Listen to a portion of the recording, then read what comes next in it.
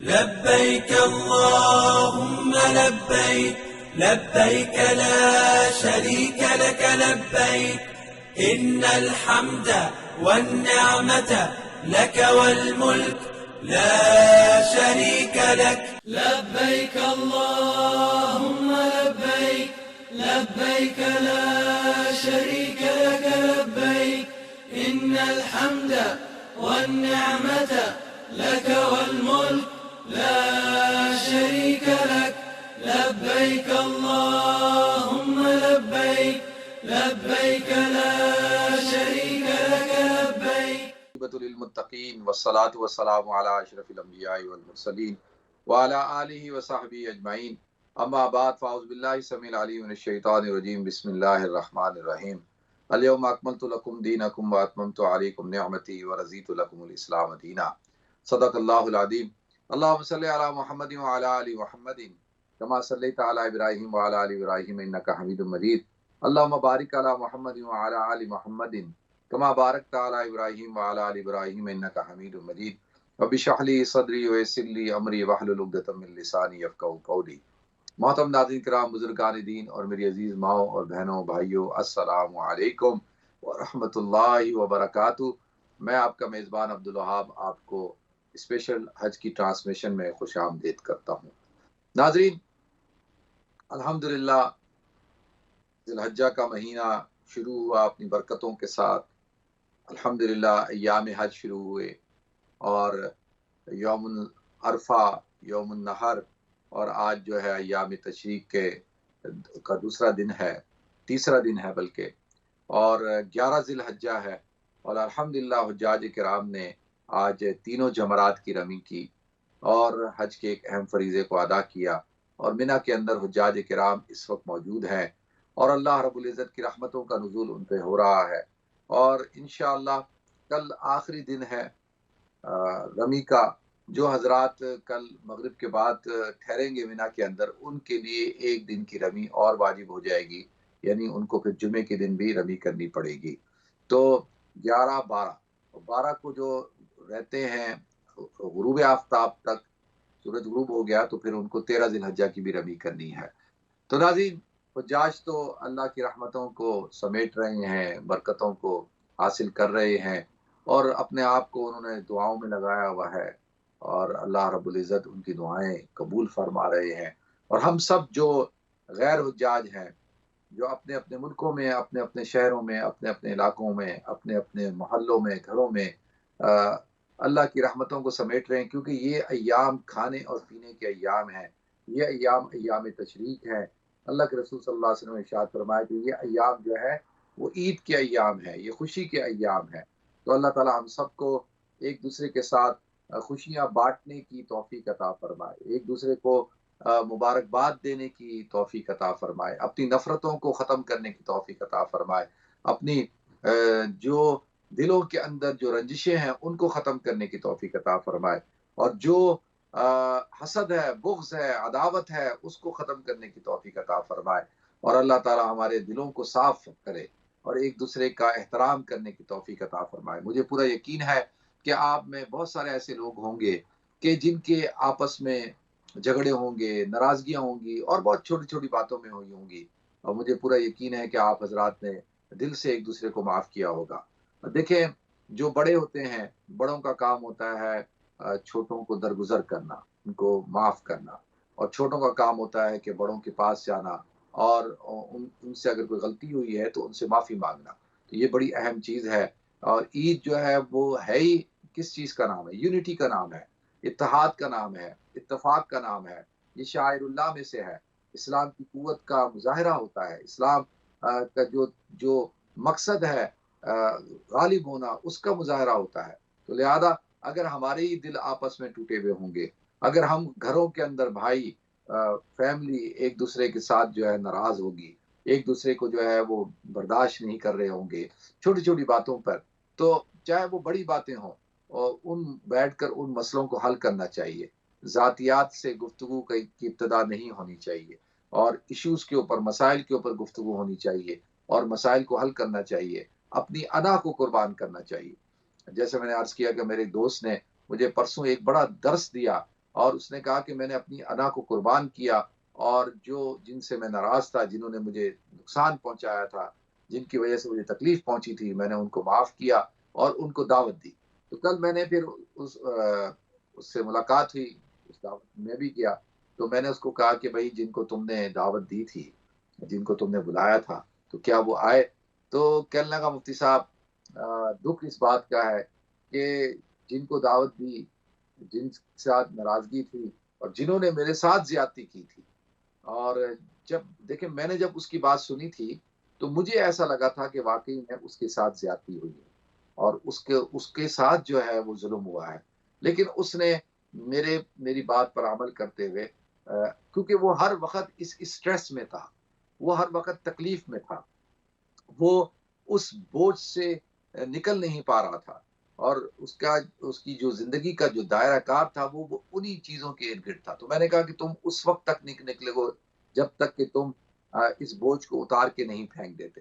تو الحمدللہ اس نے میرے کہنے پہ عمل کیا، لیکن وہ کہتا ہے تکلیف کی بات یہ ہے کہ جو دوست تھے جن کو میں نے معاف کیا، بلکہ ان کے ساتھ اور جو دو دوست تھے وہ ان کے ساتھ مل گئے، اور انہوں نے جو ہے وہ پارٹی بازی کر لی، اور میری اس تقریب کو قبول کر کے پھر آئے بھی نہیں، اور ایک الگ جگہ پہ تقریب رکھ لی اور وہاں پہ جمع ہو گئے۔ تو پھر غصہ، پھر ایک دم غصہ، اب پہلے 2 لوگوں کا غصہ تھا، 3 لوگوں کا تھا، پھر 2 لوگوں کا اور غصہ بڑھ گیا۔ تو میں نے کہا دیکھو تم نے اپنا جو کام کرنا تھا وہ کر دیا، تمہارا کام کیا تھا کہ سل من قطع، جو تم سے تعلق توڑے اس سے تعلق جوڑو، واعفو عمن ظلمک، جو تم پر ظلم کرے اس کو تم معاف کرو، واحسن الی من اساء الیک، اور جو تمہارے ساتھ برائی کرے اس کے ساتھ اچھائی کرو۔ یہ اللہ کے رسول صلی اللہ علیہ وسلم کا فرمان ہے، لہذا آپ یقین جانیے کہ میں نے اس کو تھوڑا سمجھایا۔ پھر اس کے بعد میں آپ کو اپنی ایک پرسنل بات بتاتا ہوں، پرسنل سے مراد اسی حوالے سے کہ میں بھی ایک کیفیت کے ساتھ گزر رہا تھا، اور میں بھی اپنی زندگی کے اندر ایک ایسے شخص سے کہ میں سمجھتا ہوں کہ جس کا یعنی میرے سے ایک بہت تعلق تھا، تو کچھ کسی بات پر جو ہے وہ ناراضگی تھی، تو میں بھی اس کے گھر پہنچ گیا، اور گھر پہنچ کر جا کے سلام دعا کی اور حال احوال لیا، اور اپنے اس بوجھ کو اتار کے پھینک دیا۔ دل سے تو پہلے سے معاف کر دیا ہوا تھا، اور اس کے لیے دعا گو بھی تھا، لیکن گزارش یہ ہے کہ آپ سب حضرات سے بھی میں گزارش کرتا ہوں کہ یقین جانیے اگر ہم اپنی انا کو ایک طرف رکھتے ہیں، یہ جو ہمارے اندر ایگو ہے نا اس کو ایک سائڈ پہ کریں، اور یہ زندگی بہت مختصر ہے، اور اس زندگی کو خوبصورت بنائیں، اور اس زندگی کے اندر جو ہے لوگوں کو معاف کرنا سیکھیں۔ تو انشاءاللہ میں بھی پوری کوشش کر رہا ہوں، آپ حضرات بھی پوری کوشش کریں، اللہ تعالی ہم سب کو عمل کرنے کی توفیق عطا فرمائے۔ تو ناظرین یوم عرفہ کے دن میں نے کچھ پوائنٹ خطبہ حجۃ الوداع کے آپ حضرات کے سامنے پیش کیے تھے، وہ جو اسپیشل ٹرانسمیشن تھی دن کے وقت، تو بہت سارے لوگوں نے اس کو پسند کیا، مجھے کہا کہ ہمیں وہ بہت سارے لوگوں نے کہا کہ وہ ہم نہیں دیکھ سکے، حالانکہ وہ ریپیٹ ہوا تھا دوسرے دن۔ تو میں نے کہا کہ انشاءاللہ ان کے جو چند نکات ہیں میں آپ حضرات کے سامنے دوبارہ پیش کروں گا، اور کیونکہ یہ میرا مستقل ایک پروگرام ہوتا ہے، لوگوں کو پتا ہوتا ہے اس وقت میں پروگرام کرتا ہوں تو لوگ زیادہ دیکھتے ہیں، اس کی ویورشپ زیادہ ہے، تو اس حوالے سے حجۃ الوداع کا جو خطبہ تھا، لیکن حضور اکرم صلی اللہ علیہ وسلم کی جو زندگی ہے، 63 سالہ زندگی، جو دنیاوی زندگی ہے آپ کی، پھر آپ اللہ کے پاس تشریف لے گئے، اور اس میں 23 سالہ زندگی جو ہے وہ نبوی زندگی ہے۔ اس نبوی زندگی کے اندر آپ کے مختلف خطبات ہیں، مختلف بیانات ہیں، آپ کے مختلف خطوط ہیں، مختلف چھوٹے بیانات ہیں، وصیتیں ہیں، نصیحتیں ہیں، آپ کی احادیث ہیں، وہ تو سارا الحمدللہ محفوظ ہے، لیکن خطبہ حجۃ الوداع کی خاص بات یہ ہے کہ یہ آپ نے دیتے بھی کہا کہ دیکھو یہ میں جو خطبہ دے رہا ہوں یہ ہو سکتا ہے کہ میرا اور تمہارا یہ یہاں پہ اتنے بڑے مجمع کے سامنے آخری خطبہ ہو، تو لہذا اور ہو سکتا ہے اگلے سال میں تم میں نہ ہوں، یعنی حج کے موقع پہ نہ ہوں، تو یہ اس حوالے سے بڑا اہم ہے، اور اس کے اندر آپ نے تفصیل کے ساتھ گفتگو کی۔ تو اللہ کے رسول صلی اللہ علیہ وسلم کا وہ خطبہ ہے، وہ آپ حضرات کے سامنے دوبارہ پیش کرتا ہوں۔ حضور کے الفاظ، حضور کے جو خطابات ہیں، آپ کی تقاریر ہیں، وہ تو ہمارے لیے مشعل راہ ہے، اور ان کے لیے ان میں ہمارے لیے اسوہ ہے، وہ ہمارے لیے زندگی کا ایک دستور ہے، اور وہ ہمارے لیے ایک ایسے سنہرے الفاظ ہیں کہ جن کو ہم اپنی زندگی کے اندر ان پر عمل کر کے ہم اپنی زندگی کو ایک خوبصورت زندگی بنا سکتے ہیں، ایک کامیاب زندگی بنا سکتے ہیں، انفرادی طور پر بھی، اجتماعی طور پر بھی۔ تو آتا ہے اللہ کے رسول صلی اللہ علیہ وسلم، یوم عرفہ کا دن تھا، اذا کان یوم الحج رسول اللہ صلی اللہ علیہ وسلم عرفہ، تو عرفہ کے دن جب فنزل بها حتی اذا غات الشمس، تو اذا زاغت الشمس یعنی سورج جب ڈھلنا شروع ہوا، یعنی جب تقریباً آپ سمجھ لیں کہ زوال کا وقت ہو گیا، تو اللہ کے رسول صلی اللہ علیہ وسلم نے حکم دیا، امر بالقصوہ، کہ اپنی اونٹنی کو کہا کہ بھائی کو اونٹنی لائی جائے، فرحلت لہو، اللہ کے رسول صلی اللہ علیہ وسلم اس پر سوار ہو گئے، فاتا بطن الوادی، اور درمیان کے اندر آپ تشریف لے کے آئے، وادی کے اندر، جو بطن الوادی ہے، وادی کے پیٹ میں، یعنی مجمع آپ کے چاروں طرف تھا، وہ بعض علماء کہتے ہیں کہ وہ جبل رحمت کی جو جگہ ہے اس جگہ پہ آپ تشریف لائے، فخطب الناس، آپ نے لوگوں کو خطبہ دیا، خطبتہ التی بین فیہا ما بین، کہ آپ نے خطبہ ارشاد فرمایا جس کے دین کے اہم امور بیان کیے، یعنی وہ اہم باتیں دین کی اور زندگی کے وہ کھل کر وضاحت کے ساتھ آپ نے بیان کی۔ تو سب سے پہلے آپ صلی اللہ علیہ وسلم نے کیا فرمایا؟ فحمد اللہ، اللہ کی حمد بیان کی، واسنا علیہ قائلا، اور آپ نے اللہ رب العزت کی ثنا بیان کی، اور لا الہ الا اللہ کہتے ہوئے، لا الہ الا اللہ وحدہ لا شریک لہ، یعنی یہ کلمات پڑھتے ہوئے کہ لا الہ الا اللہ، اللہ کے علاوہ کوئی الہ نہیں، وحدہ لا شریک لہ، جو تن تنہا ہے، اس کا کوئی شریک نہیں، صدق وعدہ، کہ جس نے اپنے وعدے کو سچا کر دکھایا، ونصر عبدہ، اور جس نے اپنے بندے کی مدد کی، وحزم الاحزاب وحدہ، اور ساری کی ساری باطل قوتوں کو تن تنہا جو ہے اللہ تعالیٰ نے ان کو زیر کر دیا۔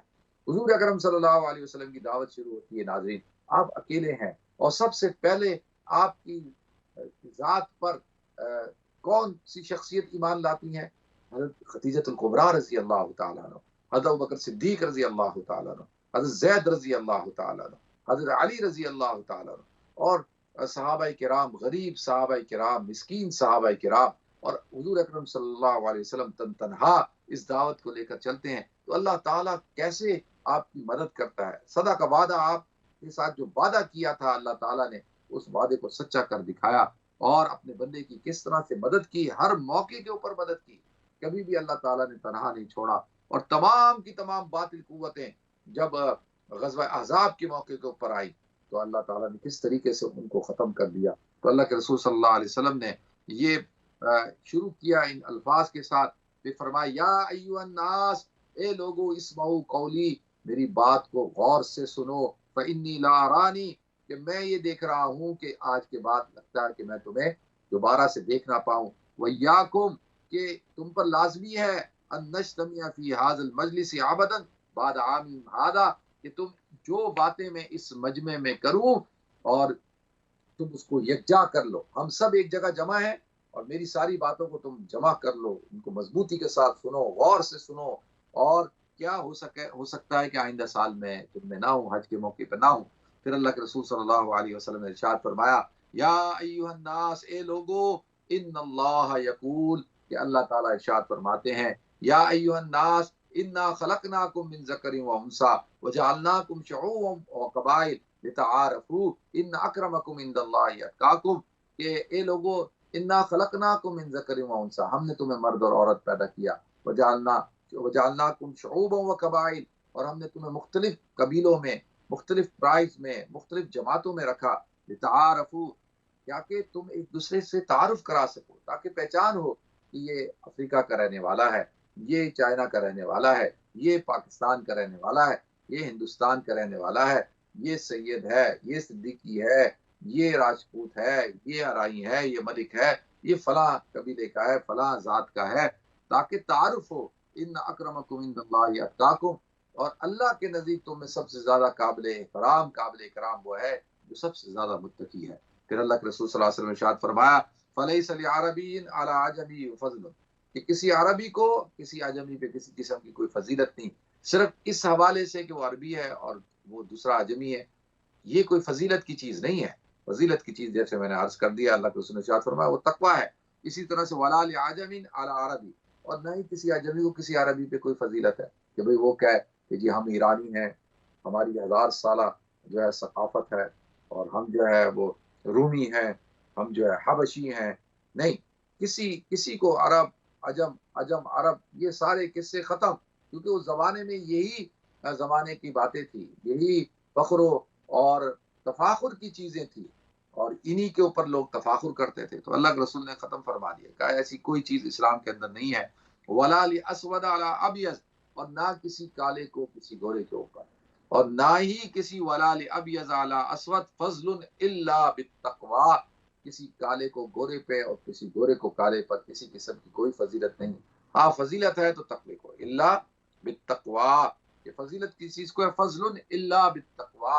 کہ یہ جو آج کی دنیا کے اندر بھی سب سے بڑا مسئلہ دیکھیں ویسٹ کا کیا ہے، یہاں پہ ریسزم ہے کہ جو ہے وہ کالوں کے ساتھ اور جو غیر وائٹ ہیں ان کے ساتھ جو سلوک کیا جاتا ہے، تو ایک ریسزم پایا جاتا ہے. اس زمانے کے اندر بھی یہ تھا کہ جو ہے کلر کی بنیاد کے اوپر اور اسکن کے کلر کی بنیاد پہ ان کے ساتھ سلوک ہوتا تھا. تو اللہ کے رسول صلی اللہ علیہ وسلم نے اس کو ختم فرما دیا، کہا کہ یہ کوئی فضیلت کی چیز نہیں ہے. تو اللہ تعالیٰ نے تمہیں پیدا کیا ہے، اللہ نے کسی کو سفید رنگ دے دیا، کسی کو سرخ دے دیا، کسی کو گندمی دے دیا، کسی کو سیاہ دے دیا. یہ تو اللہ تعالیٰ کا کام ہے، یہ تو انسان کا تو کوئی کام نہیں ہے. تو پھر فرمایا کہ دیکھو الناس من آدم، کہ لوگ تو آدم سے پیدا ہوئے، وہ آدم من تراب، آدم کو جو ہے مٹی سے پیدا کیا گیا. تو آدم کو جب مٹی سے پیدا کیا گیا، تمام کی تمام انسانیت آدم سے پیدا ہوئی ہے، تو پھر کس قسم کا فخر؟ کسی قسم کا کوئی فخر نہیں. یہ تو سب آدم کی اولاد ہے، تم سب بنی آدم ہو اور آدم کی اولاد ہو. الا کل معصرت او دم او مال، کہ یہ جو بھی آدم کی اولاد جو ہے، اب جو فضیلت ہے اور برتری ہے وہ کس کی ہے؟ کہ وہ سارے کی ساری جو ہے وہ سب ختم. تقوی کو برتری حاصل ہے، اور تمہارے جتنے بھی دعوے ہیں وہ جو مطالبے ہیں، خون کے ہوں، مال کے ہوں، اور اسی طرح سے انتقام کے ہوں، یہ سارے دعوے جو ہے وہ آج کیا ہیں؟ وہ ختم. وہ ان کو میں نے کیا کیا؟ یدعا بھی فهو تحت قدمی ہاتین، جن کی طرف لوگوں کو تم بلاتے ہو، پکارتے ہو، تو وہ میرے آج دونوں ان قدموں کے نیچے ان کو میں نے روند ڈالا. ہاں مگر کیا ہے کہ بھئی الا صدانۃ البیت و سقایۃ الحاج، مگر جو دیکھیں وہ جو اس وقت کے اندر جو ایشوز تھے، لوگوں کے لین دین، یہ وہ جھگڑے چل رہے تھے کئی سالوں سے، اس نے وہ دینا ہے، یہ دینا ہے، اس کا فلاں خون ہو گیا تھا، فلاں نے میرے ساتھ یہ زیادتی کی تھی، یہ کی تھی. اگر وہ سارے معاملات لے کے چلتے رہتے اور بیٹھ جاتے تو وہ تو پھر کبھی حل ہی نہیں ہونا تھا. پھر کیا ہونا تھا؟ ختم ہو جانا تھا. تو آپ نے کہا اب سب کچھ ختم، ساری چیزیں ختم ہے. ہاں یہ جو لوگ حاجیوں کو پانی پلاتے تھے، جو متولی تھے بیت اللہ کے، اور یہ ساری چیزیں جن کے پاس تھی وہ انہیں کے پاس رہیں گی. تو لہذا اس کو آپ نے کہا کہ یہ باقی رہیں گی. پھر اسی طرح اللہ کے رسول صلی اللہ علیہ وسلم ارشاد فرمایا قریش کو مخاطب کر کے کہ دیکھو یا معاشر قریش، اے قریش کی جماعت، اے قریش کے لوگوں، لا تجیو بالدنیا تحملونها علی رقابکم، کہ دیکھو چل ایسا نہ ہو کہ قیامت کے دن ایسا نہ آنا کہ دنیا کو اپنی گردن میں لاد کے آ رہے ہو. ہاں بھائی کیا لے کر آئے؟ بھائی 10 دکانیں لے کے آیا. کیا لے کر آئے؟ 15-20 پراپرٹیاں لے کے آیا. کیا لے کے آیا؟ او مربع زمینیں لے کے آیا. کیا لے کے آیا؟ میں نے محل بنایا. کیا لے کے آئے؟ او میں نے فیکٹری بنائی، اور میں نے جو ہے اتنی جائیداد جمع کی، اتنا مال دولت اور بینک بیلنس جمع کر کے لے کے آیا. سب کچھ دنیا ہی لے آئے.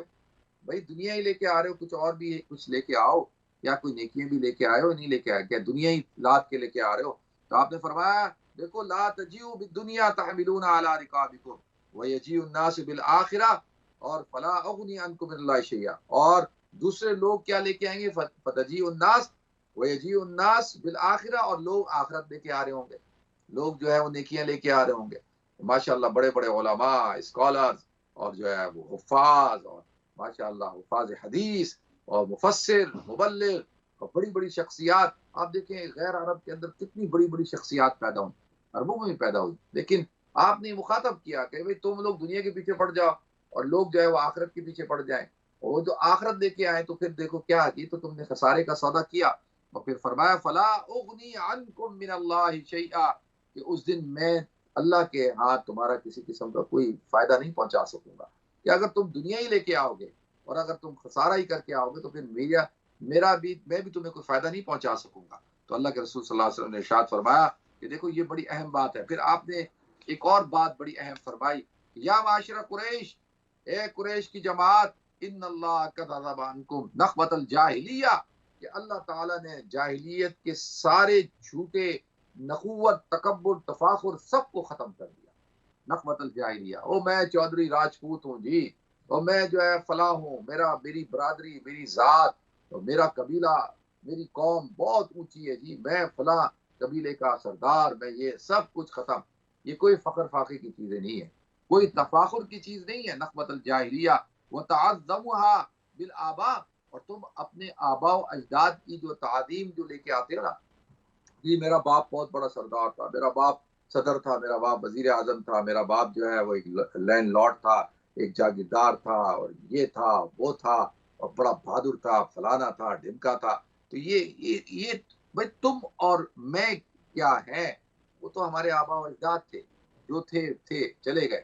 لیکن فخر کی چیز یہ تھوڑی ہے کہ جی میں اس کا بیٹا ہوں، میں اس کا بیٹا ہوں، میرا دادا وہ تھا، میرا پردادا وہ تھا۔ یہ فخر کی چیزیں نہیں ہیں۔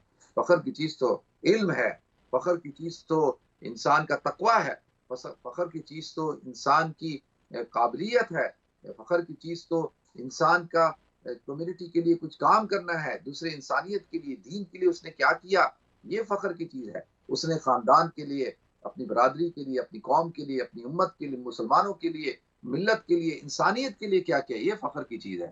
تو پھر کوئی گنجائش نہیں ہے۔ آپ صلی اللہ علیہ وسلم نے ارشاد فرمایا، پھر آپ نے فرمایا یا ایھا الناس، اے لوگو ان دماءکم و اموالکم و اعراضکم علیکم حرام، اے لوگو تم پر آج ساری چیزیں، لوگوں کا جان، مال اور سامان، عزت، آبرو سب تم پر حرام کر دی گئی ہے۔ کسی کا جان، کہ تم نے ناحق کسی کو قتل کر دیا، حرام تم پر۔ کسی کا ناحق مال پہ قبضہ کر رہے ہو، جائیداد پہ قبضہ کر رہے ہو، سامان کے اوپر قبضہ کر لیتے ہو۔ جو غریب، غربا، یتیم، بیوہ، بیچارہ، کمزور انسان ہوتا ہے، پینشن زدہ بوڑھا ہوتا ہے، اس کے گھر پہ قبضہ کر لیتے ہو، ان کی زمینوں پہ قبضہ کرتے ہو، ان کی جو لائیولی گڈس ہوتی ہیں، ان کی گڈس ہوتی ہیں، مثال کے طور پہ ان کی گائے، بھینس، بکریاں، ان کے اوپر قبضہ کرتے ہو، ان کی موٹر سائیکلوں پہ، سائیکلوں پہ قبضہ کر لیتے ہو۔ جو غریب آدمی ملتا ہے اس کے اوپر تم جو ہے چڑھ دوڑتے ہو۔ فرمایا نہیں، یہ سب کچھ اب حرام ہے۔ المسلم من سلم المسلمون من لسانه و یده، مسلمان وہ ہے کہ جس کی ذات سے دوسرا مسلمان اس کی زبان سے، اس کے ہاتھ سے محفوظ ہے۔ اب لوگوں کو ان کا حق دیا کہ پراپرٹی کا حق ہے، ان کی جائیداد کا حق ہے ان کے پاس، یہ نہیں کہ جی آپ قبضہ کرتے پھر طاقت کی بنیاد پہ۔ تو فرمایا الا ان تلقوا ربکم کحرمت یومکم ھذا، کہ ان چیزوں کی اہمیت ایسی ہے جیسے کہ اس دن کی اہمیت ہے۔ یہ جو دن، آج کا جو دن ہے، کحرمت یومکم ھذا، کہ وہ حرمت شہرکم ھذا، یہ مہینہ بابرکت، حرمت والا مہینہ، یہ دن بابرکت، حرمت والا مہینہ، وفی بلدکم ھذا، اور یہ شہر جو ہے حرمت والا ہے، وانکم ستلقون ربکم، کہ تم چاہتے ہو کہ تمہاری عنقریب اپنے رب سے ملاقات ہوگی۔ ویسألکم عن اعمالکم، اللہ تعالیٰ تم سے تمہارے اعمال کے بارے میں پوچھے گا۔ اللہ تعالیٰ یہ نہیں پوچھے گا، اللہ تم سے پوچھے گا تم نے کیا کما کے آئے۔ پھر فرمایا دیکھو کہ باس رہنا ان ساری چیزوں سے، باس پرس۔ اب دیکھیں بیت اللہ کا حرمت یومکم ھذا کا بلدکم ھذا کا شہرکم ھذا، دیکھیں کتنی بڑی فضیلت۔ پھر عرفہ کا میدان، ان سب سے بڑھ کر جو ہے وہ مسلمان کی عزت، آبرو اور جان مال ہے۔ یہ دیکھیں آج ہمارے نزدیک ہم لوگوں کی ماں کو گالیاں دے دیتے ہیں، ہم لوگوں کی بہنوں کو گالیاں دیتے ہیں، ہم نے جو ہے صرف یہی لفظ سیکھے ہیں، لوگوں کی عزتوں کو داغدار کرنا، لوگوں کی جائیدادوں پہ قبضہ کرنا، بہنوں کی جائیدادوں پہ قبضہ کرنا، بیٹیوں کو اس کا حق نہ دینا، اور یتیموں کی جائیدادوں پہ مال پہ قبضہ کرنا۔ یہ کتنا پوچھا جائے گا۔ اللہ کے رسول صلی اللہ علیہ وسلم نے ارشاد فرمایا الا آگاہ ہو جاؤ، فلا ترجعوا بعدی ضلالا لا یضرب بعضکم رقاب بعض، یہ بڑی اہم بات کی۔ دیکھو کہ ایسا نہ ہو کہ میرے بعد تم جو ہے گمراہ ہو جاؤ، ضلالا لا یضرب بعضکم رقاب بعض، کہ ایک دوسرے کی گردنیں اڑانے لگ جاؤ، بات بات پہ جھگڑا، چھوٹی چھوٹی بات پہ جھگڑے، لڑائی، قتل، غارت، غری، اور جو ہے اقتدار کے لیے، سیاست کے لیے، اپنی ذاتی مفادات کے لیے ایک دوسرے کو قتل کر دینا، اور جنگیں، دنیا کے اندر جنگوں کو مسلط کر دینا، اور ایک دوسرے کی گردنیں اڑا رہے ہیں۔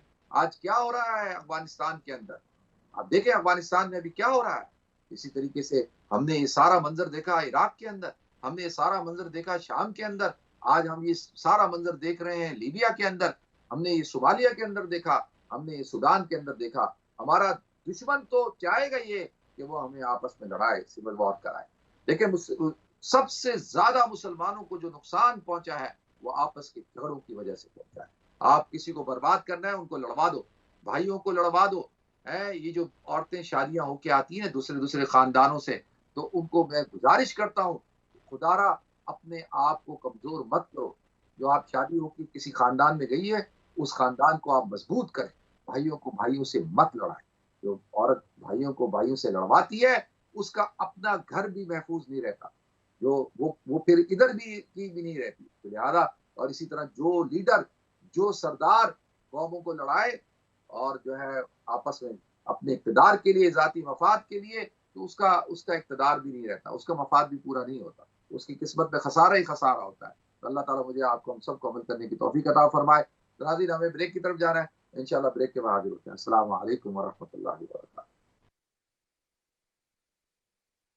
لبيك اللهم لبيك لبيك لا شريك لك لبيك إن الحمد والنعمة لك والملك لا شريك لك لبيك اللهم لبيك لبيك لا شريك لك لبيك. بسم اللہ الرحمن الرحیم. السلام علیکم ورحمۃ اللہ وبرکاتہ. ناظرین آپ کو ایک دفعہ پھر پروگرام میں خوش آمدید کرتا ہوں. اللہ تعالیٰ مجھے آپ کو ہم سب کو ان دنوں کی برکات عطا فرمائے. بڑے مبارک ایام چل رہے ہیں ناظرین. اللہ تعالیٰ ہمیں زیادہ سے زیادہ ان دنوں کے اندر عبادت کرنے کی توفیق عطا فرمائے. تو لہذا ناظرین آپ کی کالوں کا سلسلہ بھی انشاءاللہ جاری رہے گا اور گفتگو کا سلسلہ بھی جاری رہے گا. تو میں چاہ رہا تھا کہ وہ خطبہ حجۃ الوداع کے کچھ نکات آپ حضرات کے سامنے پیش کروں، تو وہ بھی انشاءاللہ ساتھ ساتھ پیش کرتے رہیں گے اور ساتھ ساتھ انشاءاللہ آپ سے گفتگو بھی کریں گے. تو اللہ کے رسول صلی اللہ علیہ وسلم نے ارشاد فرمایا کہ دیکھو کہ فمن کانت عنده امانت، کہ کوئی شخص کسی کے پاس کوئی امانت رکھوائے، فلیؤدیها، تو اس کو چاہیے کہ اس کو ادا کرے، الی من ائتمنہ علیہا، کہ کیونکہ اس نے اس کے اوپر اعتماد کرتے ہوئے اس کے پاس امانت رکھوائی تھی، تو آپ اس کو چاہیے کہ اس امانت کو ادا کرے. ان اللہ یامرکم ان تؤدوا الامانات الی اہلھا، اللہ تمہیں حکم دیتا ہے کہ امانتیں ان کے اہل کے سپرد کرو. تو لہذا مومن جو ہے وہ کسی کو دھوکہ نہیں دیتا، مومن دھوکہ نہیں دیتا. مومن جو ہے وہ امین ہوتا ہے، امانت دار ہوتا ہے، دیانت دار ہوتا ہے. اور یہ جو امانت کا جو مفہوم ہے ناظرین، یہ بڑا وسیع مفہوم ہے. مثال کے طور پہ آپ ایک بلڈر ہیں اور آپ جاتے ہیں ایک کانٹریکٹ کرتے ہیں کہ بھئی میں 10,000 پاؤنڈ لوں گا اور یہ سارا کام کروں گا. اب آپ جو ہے وہ ایک آدمی کو یا اس کے بعد وہ جب طے ہو جاتا ہے تو آپ بولتے ہیں 10,000 میں تو یہ طے ہوا تھا، یہ طے ہی نہیں ہوا تھا. وہ کہتا ہے بھائی میں نے تو آپ کو کہا کہ میں نے سارا کام کروانا ہے، تو آپ نے مجھے اس وقت کیوں نہیں بتایا؟ نہیں جی اس میں یہ شامل نہیں تھا، نہیں جی اس میں یہ شامل نہیں تھا. اب آپ دیکھیں کہ یہ کیا چکر بازیاں کرنا. اور دوسرا کیا کہ جی آپ کے پاس ایک چیز نہیں ہے، آپ نے کہا کہ جی ٹھیک ہے یہ چیز میں آپ کو 1 ہفتے بعد دے دوں گا، اگرچہ وہ چیز آپ کے پاس نہیں ہے، آپ نے پیسے دے دیے. 1 ہفتے بعد وہ کال کر رہا ہے، کہہ رہا ہے یار وہ چیز، ہاں 2 ہفتے بعد، ہاں 3 ہفتے بعد، 1 مہینے بعد. تو لہذا کیا 1 مہینے بعد کہہ رہے وہ تو چیز میرے پاس ہے نہیں.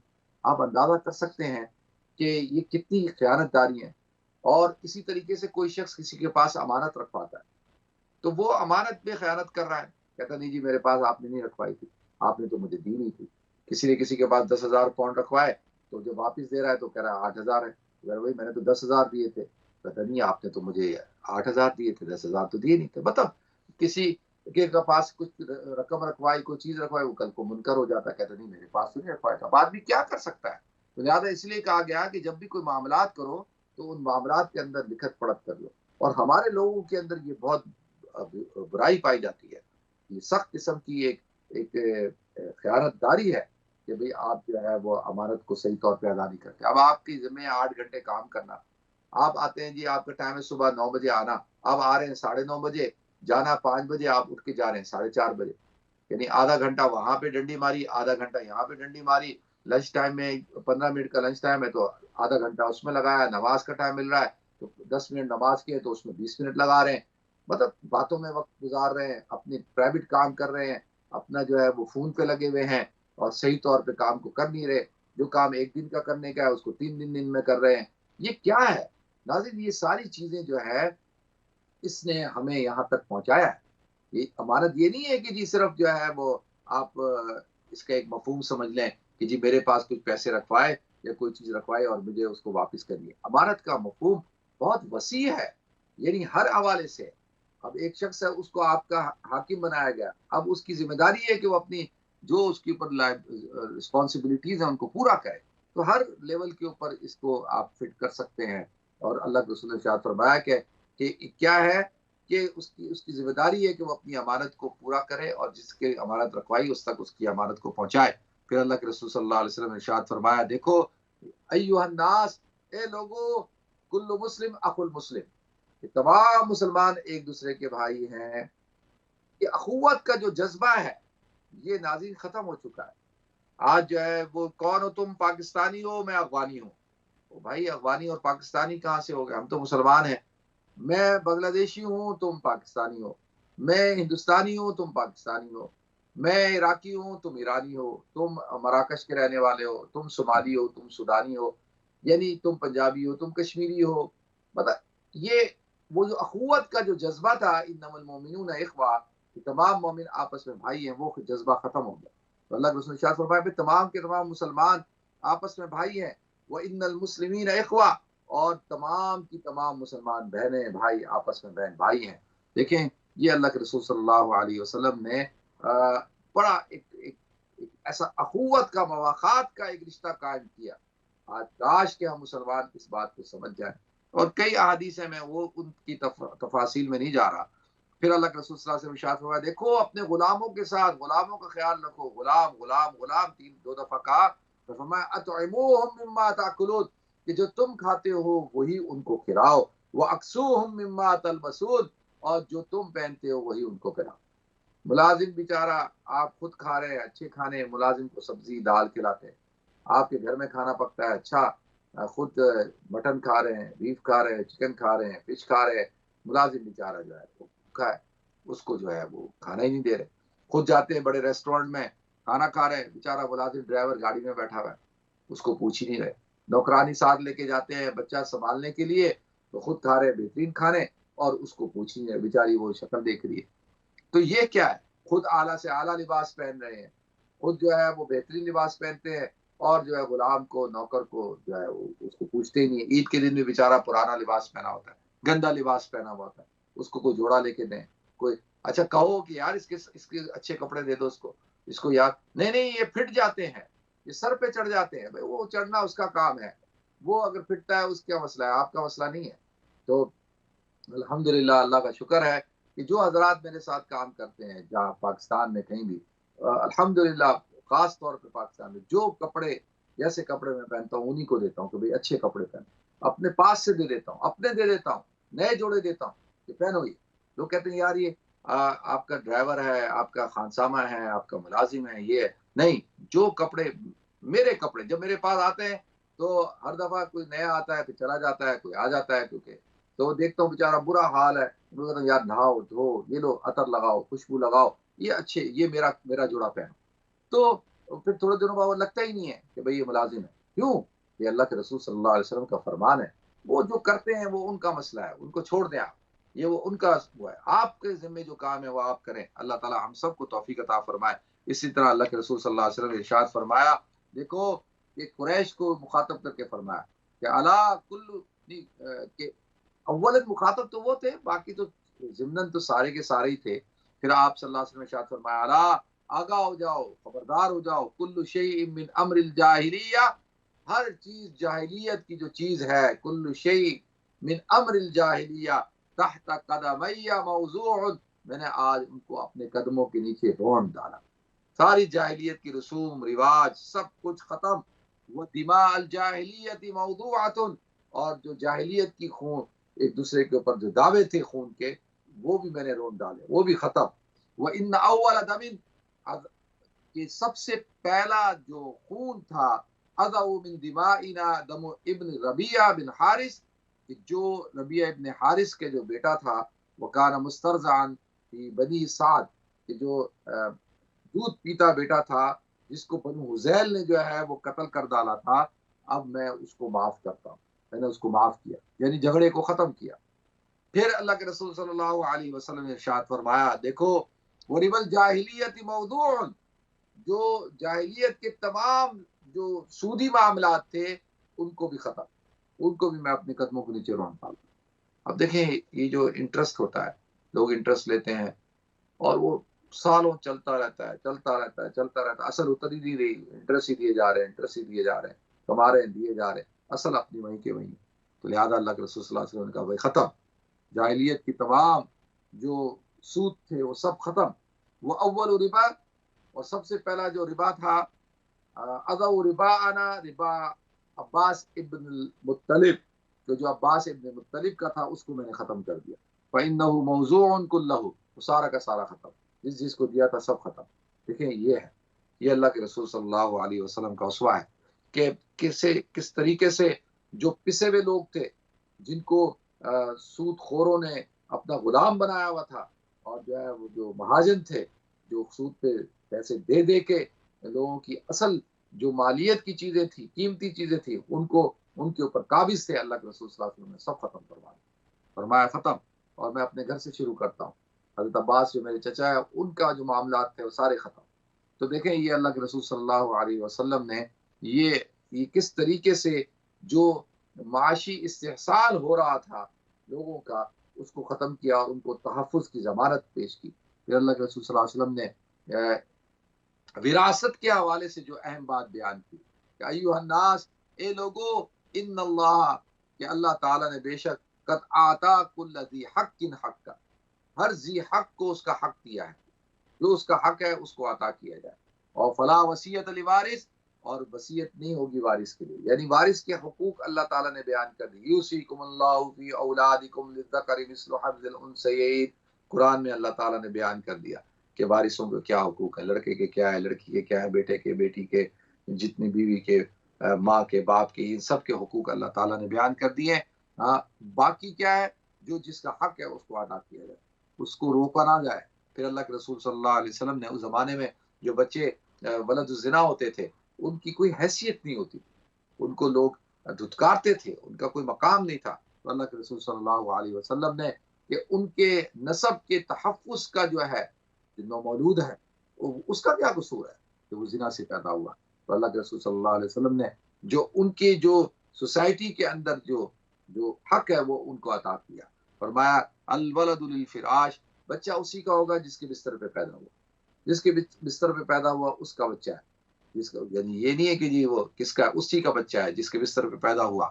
اور وللعاہر الحجر، اور جو جس پر حرام کاری ثابت ہو جائے تو وہ سزا ایک الگ چیز ہے، زنا کی سزا ہوگی، وہ بچے کو نہیں، جنہوں نے زنا کیا ہے، اس نے ریپ کیا ہے، ریپس کو سزا دی جائے گی، وہ تو اس کو تو سزا ہے، لیکن بچہ کی نسبت اسی کی طرف ہوگی، ٹھیک ہے۔ یہ اللہ کے رسول صلی اللہ علیہ وسلم نے ارشاد فرمایا وَحِسَابُهُمْ عَلَى اللَّهِ، اور ان کا حساب کتاب کس کے پاس ہے؟ وہ اللہ کے پاس ہے، یہ اللہ کو پتا ہے کہ بھائی سارے معاملات تو اللہ کے حساب میں ہیں، لیکن بچے کو جو ہے اس کا حق عطا کر دیا۔ اور پھر اسی طریقے سے فرمایا من ادعا الی غیر ابیہ، کہ جس نے اپنے نسب کو بدلا، یعنی کسی کو پکارا اس کے باپ کے نام کے علاوہ کسی اور کے کا، مثال کے طور پہ کوئی بیٹا ہے عبد الرحمن کا، تو اس کو کہتا ہے کہ تو جو ہے وہ عبداللہ کا بیٹا ہے، اور اس کو کہتے ہیں نہیں تو عبد الرحمن نہیں ابن عبداللہ ہے، تو یہ کیا ہے کہ اس کے غیر باپ کی طرف پکارا جا رہا ہے، نہیں۔ اور تولا الی غیر موالیہ، اور اسی طرح سے جو غلام ہے اور جس کا جو آقا ہے اس کی طرف اس کو نہیں نسبت کر رہے، کسی اور کی طرف کر رہے ہیں، تو یہ بات ٹھیک نہیں ہے۔ یعنی کوئی اپنی ولدیت کو نسب جو والد کی طرف سے جو اس کا جو ہے، دیکھیں میں یہاں پہ آپ کو تھوڑی سی رہنمائی کروں کہ عام طور پہ جب سپریشن ہو جاتی ہے تو لوگ کہتے ہیں کہ جی اس کا باپ فلاں ہے، تو کیا ہم اس کے باپ کا نام لکھیں ساتھ یا نہ لکھیں؟ بھائی کیوں؟ बाप का नाम तो लिखना होगा, चाहे तलाक हो गई है मियाँ बीवी में, चाहे सेपरेशन हो गई है, चाहे जो है वो कोई और मसला है, तो लेकिन बच्चा जो है वो अपने बाप की तरफ ही मंसूब होगा, उसी का नाम लिखा जाएगा। ऐसा नहीं हो सकता कि किसी दूसरे की तरफ उसकी निस्बत की जाए। तो फिर आपने फरमाया अगर कोई ऐसा करता है, अपने बाप के अलावा किसी और बाप की तरफ पुकारवाता है, कहता मैं फलां का बेटा नहीं, मैं फलां का बेटा हूँ, तो फ़अलैहि लानतुल्लाह, उसके ऊपर अल्लाह की लानत है। उदऊहुम लिआबाइहिम व अक़सतु इंदल्लाह, कि अगर तुम उनको पुकारो उनके बापों की तरफ, उदऊहुम लिआबाइहिम व अक़सतु इंदल्लाह, अल्लाह के नज़दीक ज़्यादा इंसाफ की बात है। फ़इन लम तअलमू आबाहुम फ़इख़वानुकुम फ़िद्दीन व मवालीकुम, कि अब अगर वो तुम्हारे, उनको पता है एक बच्चा है, उसको पता ही नहीं है उसका बाप कौन है, तो भाई वो कहीं से मिल गया, उसको क्या पता है उसका बाप कौन है, तो वो तुम्हारे दीनी भाई हैं, और वो जिसको मिला है वो उसकी तरफ उसकी निस्बत हो जाएगी कि भाई ये इसका इस खानदान से है। लिहाजा ये अल्लाह के रसूल सल्लल्लाहु अलैहि वसल्लम ने बड़ी अहम बातें इरशाद फरमाई। फिर आपने इरशाद फरमाया कि देखो आम तौर पर उस जमाने में क्या होता था कि लोग कर्ज ले लेते थे या कोई चीज आरियतन लेते थे, उधार लेते थे, वापस नहीं करते थे, और जो है जो फिर मांगने जाता था उसको जलील करते थे और उसके ऊपर कब्जा कर लेते। तो अल्लाह के रसूल सल्लल्लाहु अलैहि वसल्लम ने इरशाद फरमाया कि अद्दैन मक़ज़ीयुन, कि जो दैन है, कर्ज है, उसको अदा करना है, उसको देना है। ये नहीं है कि भाई कर्जा लिया और भूल गए। हमारे यहाँ लोगों ने मिजाज बनाया हुआ ना कि भाई कुछ लोग होते हैं बदनाम होते हैं कि वो बस कर्ज लेने के माहिर होते हैं, इससे मिले, उससे पैसे मांगे, उससे मांगे, इस रिश्तेदार से, उस रिश्तेदार से, उस दोस्त से, बस पैसे मांगे जा रहे हैं, और पैसे देने की जो बारी आती है तो देते ही नहीं है। वो कहते नहीं है ही नहीं पैसे मांगने के। तो ये जो है ये जायज नहीं है शरई तौर पे। हाँ, एक इंसान ने कहीं किसी से कर्ज लिया, उसके ऐसे हालात हैं वो बेचारा दे ही नहीं सकता, तो ठीक है, नियत तो करे देने की, उसके हालात हैं और अल्लाह ताला उसको उसको तौफीक देगा देने की, तो फिर उसके लिए है कि उसको मोहलत दी जाए। लेकिन ये क्या कि भाई आप कर्जा ले लें, कुछ लोगों का बिजनेस ही यही होता है कि वो सिर्फ कर्जों पे ही चल रहे होते हैं और फिर देने का इरादा नहीं होता उनका, बस लिए जाते हैं। तो फिर अल्लाह के रसूल सल्लल्लाहु अलैहि वसल्लम ने इरशाद फरमाया वल आरियतु मुर्दाअतुन, कि जो आरियत ली हुई चीज है उसको वापस करना है, मुर्दाअतुन, उसको वापस करो।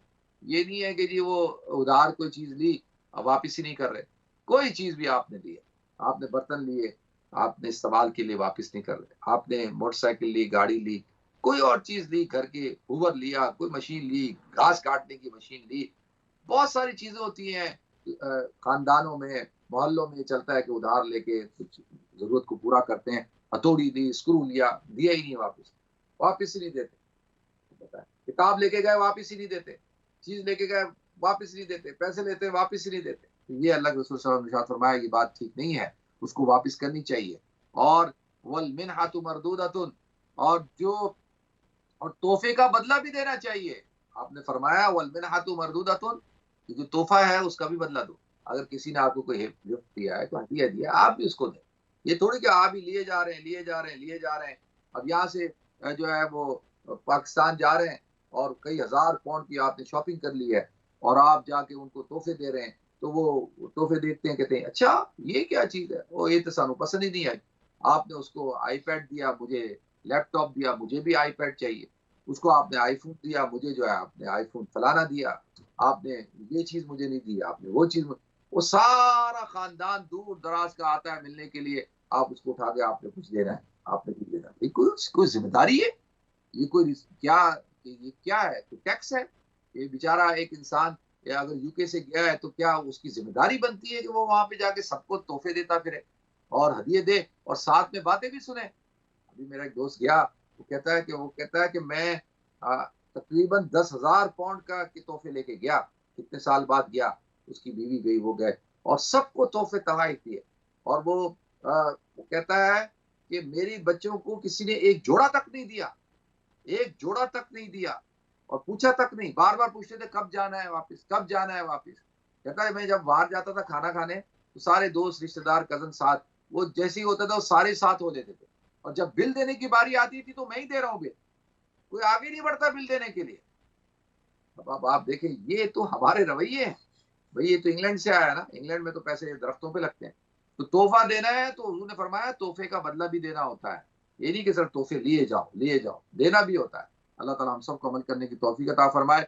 वज़्ज़ईमु गारिमुन, फिर अल्लाह के रसूल सल्लल्लाहु अलैहि वसल्लम ने इरशाद फरमाया कि जो शख्स किसी का जामिन बने फिर उसका वो तावान भी अदा करे। صرف ضمانت لینے سے کام نہیں چلے گا. آپ نے ضمانت کسی کی لی ہے تو پھر اس کا تاوان بھی ادا کریں. اس کو کہیں کہ بھائی اگر یہ نہیں دے گا تو میں دوں گا, تو پھر دینے ہے آپ نے اگر اس نے نہیں دیا. اللہ تعالیٰ ہم سب کو عمل کرنے کی توفیق عطا فرمائے. تو دیکھتے ہیں ہمارا سب کالر کون ہے. السلام علیکم. وعلیکم السلام حاجی صاحب, عید مبارک. خیر مبارک حضرت, کیسے ہیں آپ؟ ٹھیک ہیں الحمدللہ رب العالمین. میں کیا اور کوئی بندہ نہیں ٹیلی فون کرنا, آج سب عید عورتاں بنا رہی ہیں تو مرد بنا رہے ہیں. چلو میاں تسی سلام کر چھوڑو. اگر کوئی کال کرتا ہے ٹھیک ہے, نہیں کرتا پھر بھی ٹھیک ہے. اسی تے ڈیوٹی پوری کرنی ہے, اللہ تعالیٰ نے جو ذمہ داری لگائی ہے ایسی ہے. اچھا اے حاجی صاحب ایک گل فرماؤ ہاں, دسو ہم جیڑی عدالت میں ڈیتھ سینٹنس پاس ہوتی ہے, شریعت کیا کہتی ہے اباؤٹ ڈیتھ سینٹنس؟ چلے ٹھیک ہے, میں آپ کو بتاتا ہوں. ٹھیک ہے جی, نیکسٹ. اچھا چلیں اس پہ پہلے بات کر لیتے ہیں. اچھا جی, ایک تو یہ ہے کہ یہ تو مختلف ممالک کے اندر مختلف قوانین ہیں, اور کئی ملکوں میں جو سزائے موت ہے وہ اس کے اوپر عمل نہیں کیا جاتا, اور وہاں سزائے موت نہیں دی جاتی. بہت سارے ملک ہیں یورپ کے, امریکہ کی بعض اسٹیٹ میں سزائے موت کا قانون ہے, بعض میں نہیں ہے. اور لیکن اگر عدالت سے یہ بات پروف ہو جائے اور عدالت جو ہے وہ ثابت کر دے کہ فلاں شخص قاتل تھا, فلاں نے اتنے لوگوں کو قتل کیا, تو پھر اس کو اگر وہ سزا ہوتی ہے تو اس کی امپلیمنٹیشن بالکل ہوگی, قانونی ہوگی. اس کو غیر قانونی تو نہیں کہا جائے گا نا. لیکن ہر ملک کے اندر اپنے قوانین ہیں اور وہ ان قوانین کے ساتھ چلتے ہیں. ٹھیک ہے جی. تو اچھا, میرا بھائی کہہ رہا ہے کہ کال نہیں آ رہی. اچھا دیکھیں, گزارش یہ کرنی ہے کہ مجھے پتا ہے کہ بہت سارے لوگ ماشاءاللہ عید کی سیلیبریشن میں ہیں, ماشاءاللہ گھروں میں دعوتیں ہو رہی ہیں, اور کھائیں پیئیں بالکل, اور دعوتیں کریں دوسرے کی, اور بہت سارے لوگ گھروں سے باہر گئے ہوں گے, موسم بھی بہت اچھا ہے تو الحمدللہ. لیکن بہت سارے لوگ اس پروگرام کو دیکھ بھی رہے ہوں گے. لیکن کہتے ہیں مؤذن کا کام ہے اذان دینا, نمازی آنا نہ آنا اس کے ہاتھ میں نہیں ہے, وہ اللہ کے ہاتھ میں. تو ہم اپنا کام پورا کر رہے ہیں جی, اذان دے رہے ہیں. اللہ تعالیٰ اس آواز کو پہنچائیں گے انشاءاللہ. دوسرا, پھر اللہ کے رسول صلی اللہ علیہ وسلم نے ارشاد فرمایا کہ دیکھو یہاں پہ ایک بڑی اہم بات تھی کہ وہ حضور نے فرمایا وَلَا يَحِلُّ لِإِمْرٍ مِّنْ أَخِيهِ, کہ یہ بات جائز نہیں ہے کسی شخص کے لیے کہ وہ اپنے بھائی سے کوئی چیز لے, یعنی بھائی کی چیز پہ قبضہ کر لیا, یہ اس کے لیے حلال نہیں ہے. ہاں اگرچہ وہ اس کو دے دیتا ہے, إِلَّا مَنْ آتَاهُ أَنْ طِيبَ نَفْسٍ مِّنْهُ, ہاں یہ بات ہے کہ وہ خوشی کے ساتھ اس کو وہ چیز دے. اب یہ دیکھیں نا کہ خوشی کے ساتھ ہی زبردستی آپ نے لے لیا. کچھ بھائی ہوتے ہیں نا, ان کو بڑا ان کے اندر بڑی بری عادت ہوتی ہے, جو چیز جس بھائی کے پاس دیکھی, کسی نے اچھی گھڑی پہنی, او یار بڑی اچھی گھڑی پہنی, دیکھیے ذرا, اتار لی. جوتے پہنے, یار بڑے اچھے جوتے پہنے, کہاں سے لیے, دکھائیے ذرا. شرٹ پہنی, بڑی اچھی شرٹ پہنی, کہاں سے لیے, فلانی چیز. مطلب بھائیوں کی چیزوں پہ قبضہ کرنا, کہنا وہ بھائی ہیں. تو یہ اس طرح سے جائز نہیں ہے. اور ہاں اگر وہ خوشی کے ساتھ دے دیتا ہے تو پھر ٹھیک ہے, وہ دے سکتا ہے. فلا تظلمن انفسکم, اور ایک دوسرے کے اوپر ظلم مت کرو, ظلم نہیں کرنا. نیکسٹ کال لیتے ہیں. السلام علیکم. جی وعلیکم السلام. جی میرا سر ایک سوال ہے. جی سر میرا سوال یہ جو ہے نا کرپٹو کرنسی کے بارے میں ہے. یہ جو مطلب آج کل ایک نئی ٹیکنالوجی ہے, یہ اس میں ایک تو آپ خرید سکتے ہیں اور خرید کے آپ بیچ بھی سکتے ہیں, اور اس میں پروفٹ بھی ہوتا ہے اور لاس بھی ہوتا ہے. تو یہ آپ اس کو دیکھتے ہیں کہ یہ اسلام کے مطابق حلال ہے یا یہ حرام ہے؟ آج کل تو بڑا برا حال ہوا, کہاں سے کہاں ریٹ پہنچ گیا, کتنے لوگوں کو نقصان ہو گیا اتنا بڑا. جو لوگ ٹھیک ہے میں بتاتا ہوں جی, ٹھیک ہے, بہت شکریہ. نیکسٹ کال لیتے ہیں جی. السلام علیکم. وعلیکم السلام ورحمۃ اللہ وبرکاتہ. مفتی صاحب کیسے ہیں آپ؟ الحمدللہ میں ٹھیک ہوں, اللہ کرم, شکر اللہ. عید مبارک آپ کو.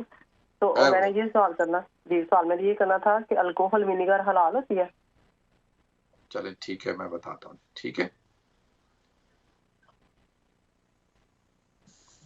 اچھا جی, اچھا دیکھیں میرے بھائی نے جو کرپٹو کرنسی کے بارے میں پوچھا ہے, مختلف قسم کی آج کل مارکیٹ میں آئی ہوئی ہیں. تو شرعی طور پر اس لیے کہ دیکھیں, ایک تو یہ کہ فزیکل کوئی اس میں اتنی انوالومنٹ نہیں ہوتی, اور کہیں نہ کہیں اس کی جو ہے اس کے اندر اسپیکولیشنز ہوتی ہیں, اور فلکچویشن ہوتی ہیں، بڑی تیزی کے ساتھ اس کا ریٹ بڑھتا ہے، بڑی تیزی کے ساتھ اس کا ریٹ نیچے آ جاتا ہے، تو اور یہ ہمارے کنٹرول میں بھی نہیں ہوتی. تو اس وجہ سے علماء کہتے ہیں کہ بھئی اس قسم کی جو کرنسی ہیں، جو مروجہ کرنسیاں ہیں، جو ریکگنائز کرنسیاں ہیں ملکوں کی، جیسے پاکستان کے اندر روپیہ ہے، ڈالر ہے، پاؤنڈ ہے، درہم ہے، دنانیر ہے، ین ہے، تو وہ ایک ان کی ایک مستقل ایک ورتھ ہوتی ہے. وہ راتوں رات یہ نہیں ہوتا کہ جی وہ 10 گنا بڑھ جائیں اور راتوں رات کم ہو جائیں. تو اس لیے وہ کہتے ہیں کہ بھئی ان جو کرنسیز ہیں جو کسی اسٹیٹ کی نہیں ہے، کوئی جن کے پیچھے کوئی ریاست، کوئی بینک یا کوئی ریاست نہیں ہے، تو اس کے اندر پیسے ڈوبنے کا زیادہ خطرہ ہوتا ہے. تو ابھی ہم نے دیکھا پچھلے دنوں کیا ہوا، ریٹ کہاں سے کہاں گیا، کہاں سے نیچے چلا گیا، بہت سارے لوگوں کے کتنے پیسے ڈوب گئے. اور کیا ہوتا ہے کہ تھوڑے لوگ کماتے ہیں. دیکھیں یہ جو سارے گیم ہیں نا، ان سارے گیموں میں کچھ لوگوں کو وہ پیسے کماتے ہیں اور ان کو بڑا پروموٹ کرتے ہیں، بتاتے ہیں کہ بھئی یہ دیکھو انہوں نے یہ کیا. پھر ان کے چکر میں 10 لوگوں کے چکر میں 10,000 لوگ جو ہے پھنستے ہیں. مچھلیاں دیکھیں دانہ ڈال کر جو ہے وہ جیسے شکار کرتے ہیں نا مچھلی کا، تو آپ چھوٹی مچھلی ڈالتے ہیں یا بم ڈالتے ہیں، یا کوئی آپ جو پراؤن کا ایک جھینگے کا چھوٹا سا ٹکڑا لگا کے، لیکن وہ اصل کیا ہوتا ہے، وہ دانہ ڈالنا ہوتا ہے، وہ خوراک نہیں ہوتی، اس کے ذریعے سے پکڑا جاتا ہے. تو یہ اسی لیے میں شروع سے کہتا ہوں کہ بھائی جس ملک کے اندر اس کو لیگل حیثیت حاصل نہیں ہے اور کوئی اس کے پیچھے کوئی ریاست نہیں ہے، تو وہاں تو یہ جائز نہیں ہے، وہاں یہ کام نہیں کرنا چاہیے. ٹھیک ہے جی. دوسرا میری بہن پوچھتی ہے کہ کیا ایسا سرکہ جس کے اندر الکوہل ہو، کیا اس کو استعمال کر سکتے ہیں؟ اچھا دیکھیں، وداؤٹ الکوہل بھی ونیگر ملتا ہے، تو وہ کوشش یہ کرنی چاہیے کہ بھئی ہمیں وہ سرکہ استعمال کرنا چاہیے جو الکوہل فری ہو. اور ویسے تو دیکھیں الکوہل، سرکہ اور یہ جو ساری چیزیں ہیں، خمر، یہ تو بنتی تو سب پھل اور فروٹ سے ہی ہے نا. تو ان کی ایک اسٹیج ہوتی ہے سرکے کی، اس سے آگے بڑھ کر جو ہے وہ پھر وہ خمر بن جاتا ہے. تو اسی طریقے سے جو ہے کوشش کریں کہ بھئی وہ اس لیول پہ ہی وہ سرکہ جس لیول پہ وہ ابھی خمر نہیں بنا، تو اس کا استعمال کر سکتے ہیں، چاہے وہ کسی چیز کا بھی ہو. اور حضور نے تو بڑا پسند فرمایا ہے سرکے کے بارے میں، اور کہا بہترین جو سالن ہے وہ سرکہ ہے.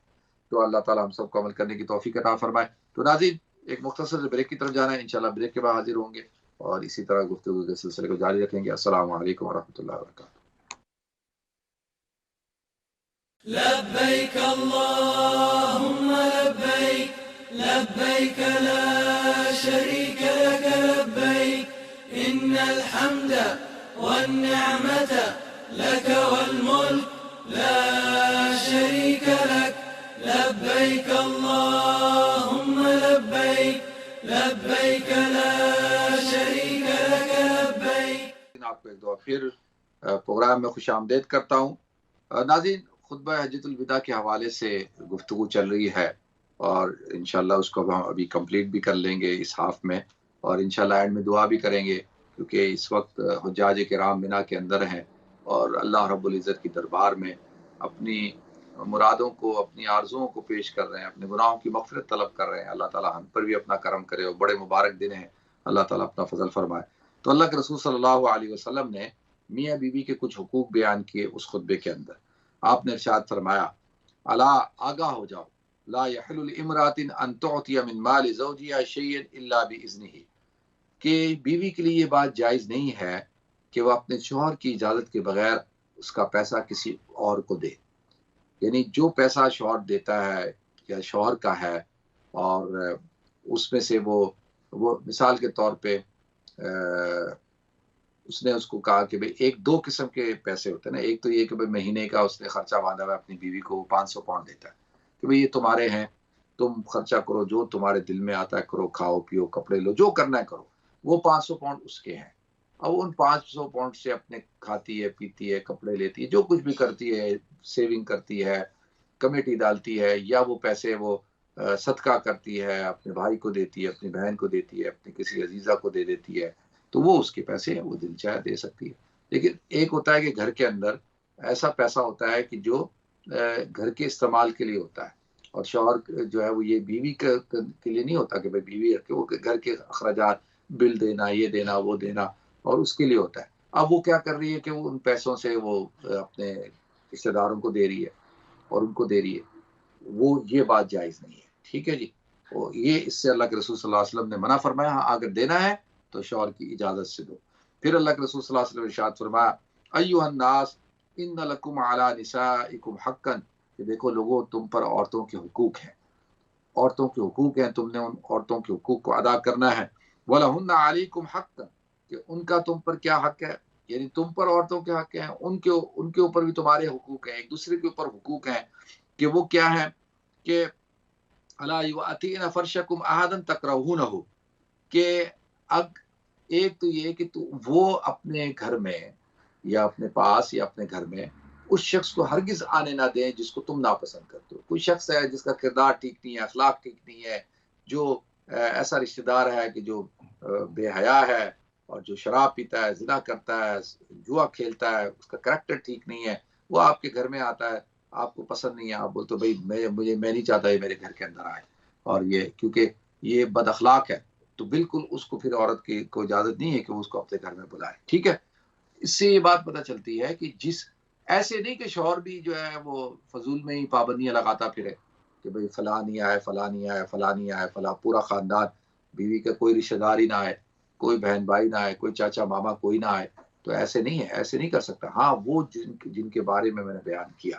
پھر اللہ کے رسول صلی اللہ علیہ وسلم نے ارشاد فرمایا کہ دیکھو کہ اگر تم جو ہے اللہ یؤتئن فرشکم احدا تکرہونہ وعلیہن اللہ یأتین بفاحشۃ مبینہ، کہ اگر کوئی عورت ایسے فحش کام کرتی ہے، کھلم کھلا بے حیائی کرتی ہے، مطلب شراب پی رہی ہے، غلط کام کرتی ہے، لوگوں سے دوستیاں کرتی ہے، لباس اس کا ٹھیک نہیں ہے، بے حیا ہے، کھلم فاحشۃ مبینہ، سخت قسم کی جو ہے وہ فاحشہ. بعض علماء نے ارشاد فرمایا اس سے مراد وہ یعنی زنا کرتی ہے یا غلط لوگوں کے ساتھ دوستی اس نے پیدا کر لی ہے. تو پھر کیا ہے کہ تم اس کے ساتھ کس طرح کا سلوک کرو. فَإِن فَعَلْنَا، اگر اس نے ایسا کوئی کام کیا ہے، فَإِنَّ اللَّهَ قَدْ أَذِنَ لَكُمْ، اللہ تعالیٰ نے تمہیں اجازت دی ہے کہ أَن تَهْجُرُوهُنَّ فِي الْمَضَاجِعِ، کہ تم اس سے اپنے بستر کو جدا کر لو، سیپریشن کر لو سب سے پہلے درجے میں، کہ بھئی وہ الگ سو یا آپ الگ سو. تو جب وہ توبہ کر لے، اپنے آپ کو ٹھیک کر لے اور معافی تلافی ہو جائے، آپ سمجھے کہ بھئی وہ ٹھیک ہو گئی تو پھر ٹھیک ہے، ورنہ بستر جدا کر لو.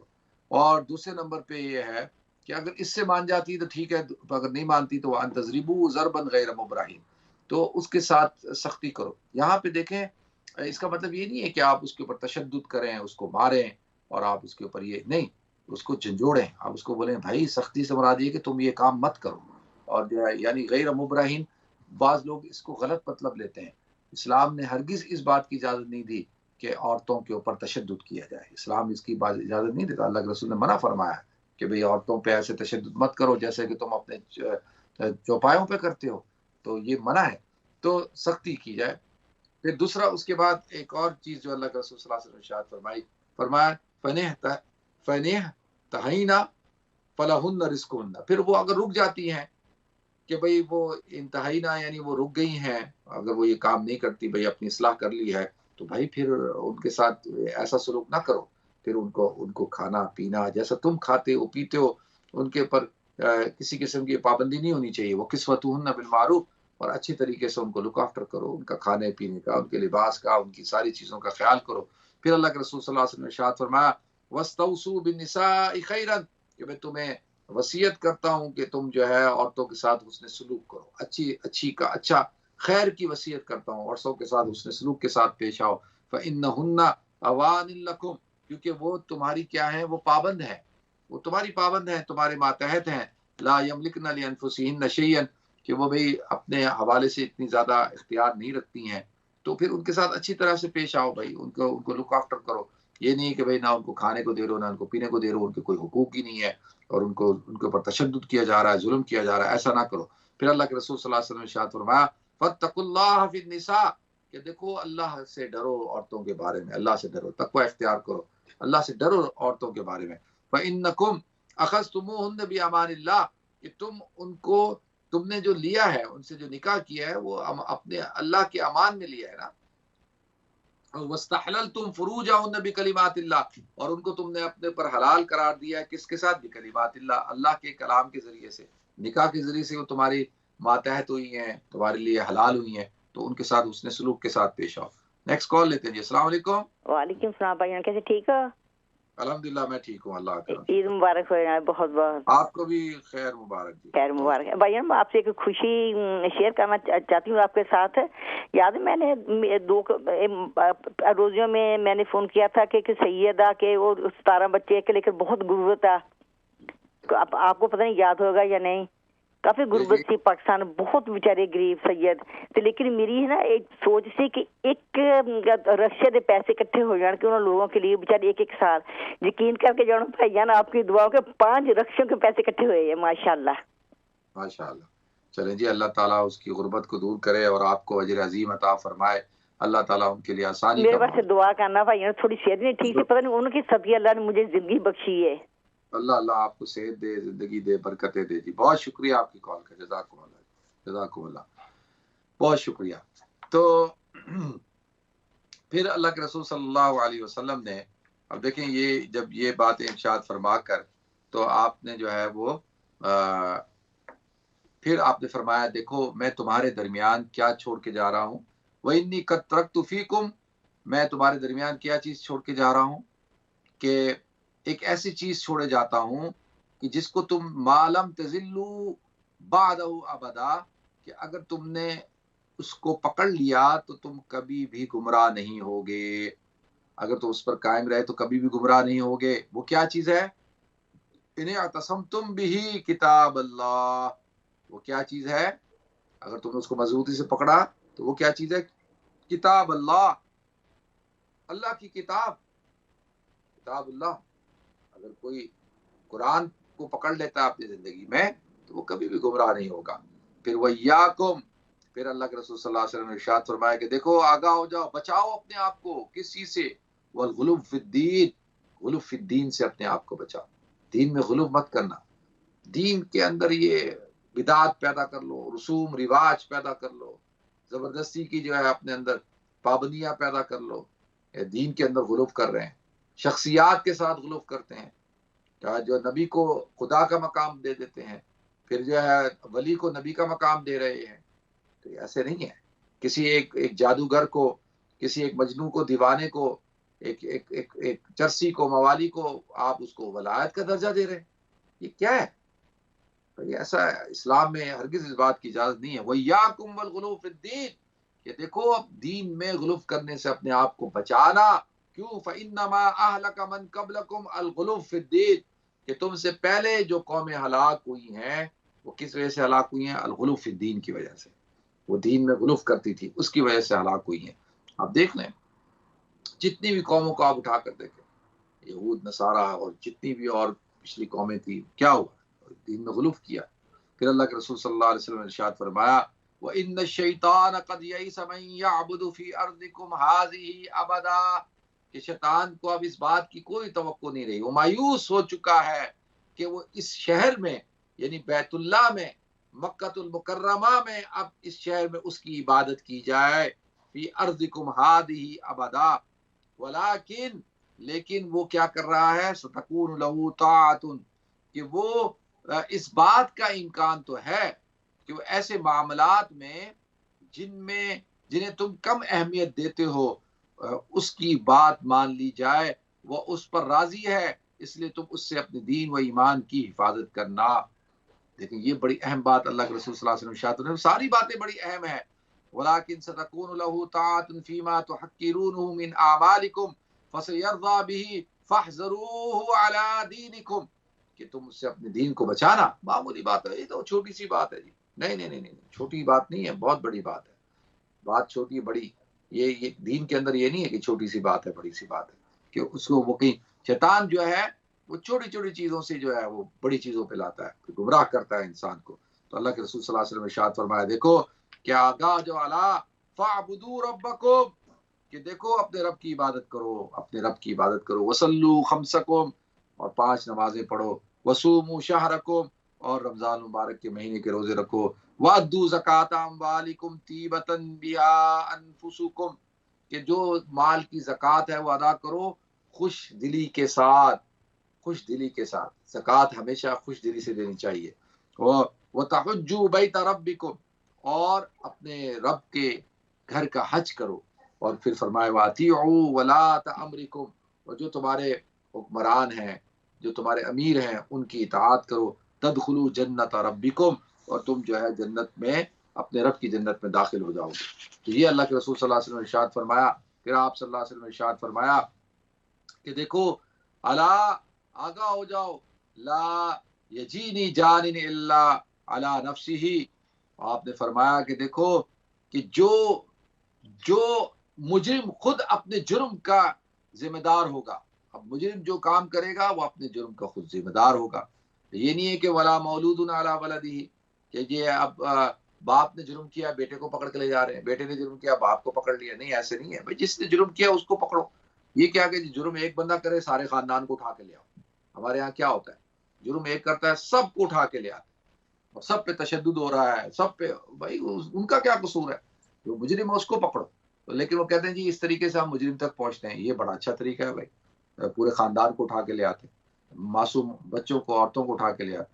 تو شریعت میں اس بات کی اجازت نہیں ہے تو کہ بیٹے کا بدلہ باپ سے لیا جائے، باپ کا بیٹا بدلہ بدلے سے بیٹے سے لیا جائے. ایسا ہرگز شرعی طور پر جائز نہیں ہے.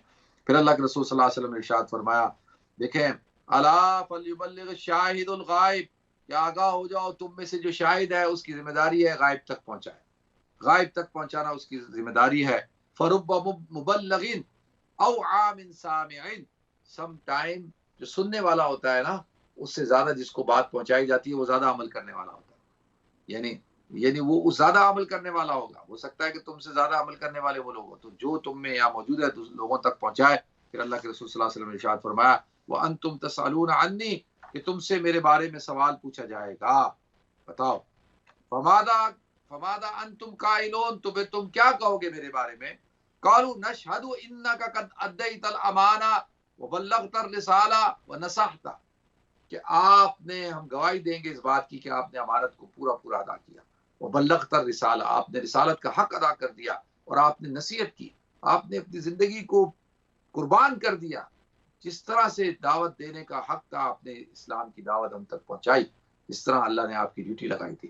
تو پھر اللہ کے رسول صلی اللہ علیہ وسلم نے ارشاد فرمایا فقال رسول اللہ صلی اللہ علیہ وسلم باصبع السبابہ، کہ آپ نے اپنے شہادت کی انگلی سے کیا کیا؟ یرفع الی السماء، کہ آپ نے آسمان کی طرف اشارہ کیا، اس کو ایسے اٹھایا اور آسمان کی جانب اٹھایا اور لوگوں سے کہا کہ وَيَنْ كُتُهَا إِلَى النَّاسِ اللہم اشہد اللہم اشہد اللہم اشہد.